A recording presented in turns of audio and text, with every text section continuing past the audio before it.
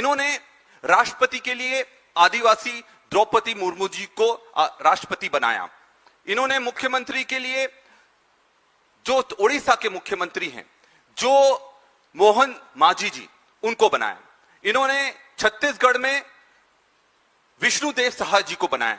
पर इनकी हकीकत क्या है? आज ओडिशा में सेजीमाली में सबसे ज्यादा अत्याचार हो रहे हैं, पेड़ कट रहे हैं, पर क्या राष्ट्रपति द्रौपदी मुर्मू जी ने एक भी सवाल सरकार से करा? एक भी क्यों मौन रही? विष्णुदेव सहाय खुद सरगुजा से आते हैं, जहां सरगुजा में हसदेव का जंगल है। जब जंगल कट रहे थे, उनके नेतृत्व में जंगल कट रहे थे, तो तब उन्होंने एक भी आदिवासी की आवाज उठाई? जब जंगलों से निकालकर जेलों में आदिवासियों को बंद करा गया, इन लोगों ने कुछ भी बोला?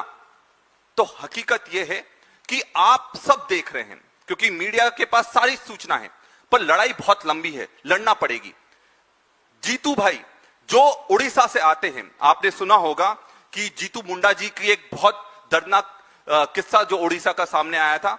जब उनको पेंशन नहीं मिल रही थी, उनके बहन के खाते से रुपए नहीं मिल रहे थे, उन्होंने उनकी बहन का कंकाल निकालकर, मुख्यमंत्री जी के जिले की ये बात बता रहा हूं जहां से मोहन मांझी जी खुद आते हैं, ये उसी जिले की बात है। और आदिवासियों के साथ इस तरह से अत्याचार होता है, तब सब चुपचाप बैठे रहते हैं। देखिए, हम किसी व्यक्ति को टारगेट नहीं कर रहे हैं, हम इस व्यवस्था को टारगेट कर रहे हैं, जिस व्यवस्था में आदिवासी सिर्फ एक चेहरा है और जितने भी निर्णय लेने हैं वो कॉर्पोरेट बोर्डरूम से होते हैं। बजट को लेकर अमित शाह जी ने 24 तारीख की जो इनकी जनजातीय सांस्कृतिक सम्मेलन हुआ, उसमें कहा कि हमने इतना बजट आदिवासियों को दिया। अगर इतना बजट आदिवासियों को आप दे रहे हो, तो आज सबसे ज्यादा कुपोषण आदिवासियों में क्यों है? आज सबसे ज्यादा गरीबी आदिवासियों में क्यों है? और जो पैसा कानून है उसका पालन क्यों नहीं होता? जो फॉरेस्ट राइट एक्ट है उसका पालन क्यों नहीं होता? जो ट्राइबल सब प्लान का पैसा है, जो हमारा पैसा है, वो हमारे लिए उपयोग क्यों नहीं होता?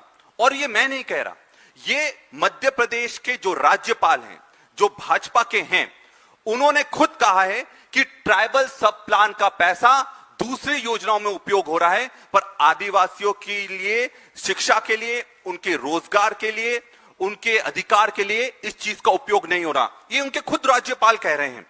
और यही नहीं कि जो इनकाउंटर की बात करी, अब बीजेपी वाले कहेंगे कि इनकाउंटर हो रहा है, नक्सल खत्म हो रहे हैं।